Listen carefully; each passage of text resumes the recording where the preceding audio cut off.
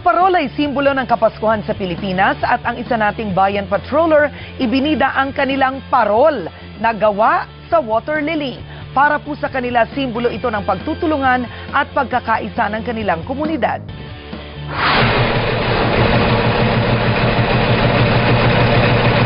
Karaniwan na sa mga nanay ng estudyante ng Bayanan Elementary School Unit 1 sa Muntinlupa ang magpunta sa Laguna de Bay.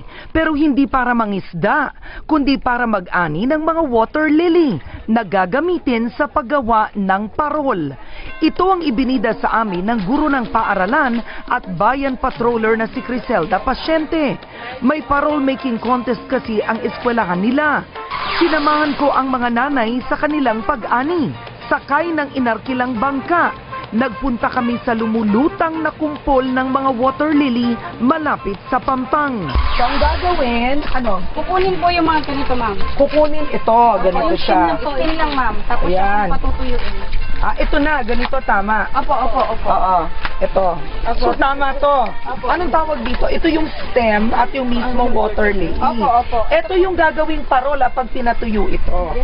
Pagkatapos anihin, inilatag namin ang mga tinabas na water lily sa harap ng eskwelahan, kung saan patutuyuin ang mga ito ng isang linggo. Anong mangyayari ngayon? Ito po. Pwede po siyang tinarintas po para mas maganda po yung kapit po dun sa parol. Oo. Tapos pwede rin po siyang Ay, ang parang ganda ganito, nito. ilala po. Alam mo, ang ganda nito, pwede rin siya gawing bag. Apo, ma'am.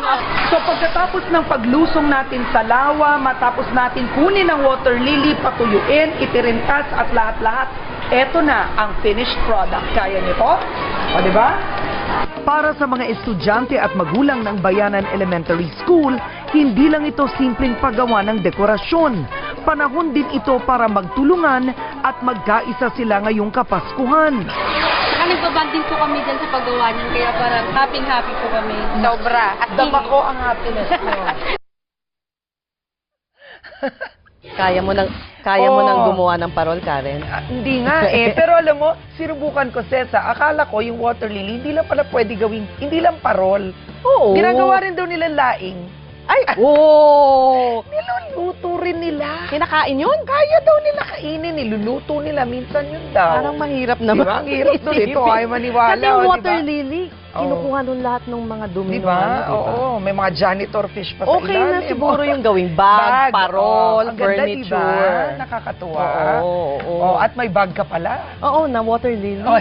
Dadaling ko minsan, ang ganda. Makibahagi po sa Pasko ng Pagbabago. Lahat po kayong nanonood ng Bandila.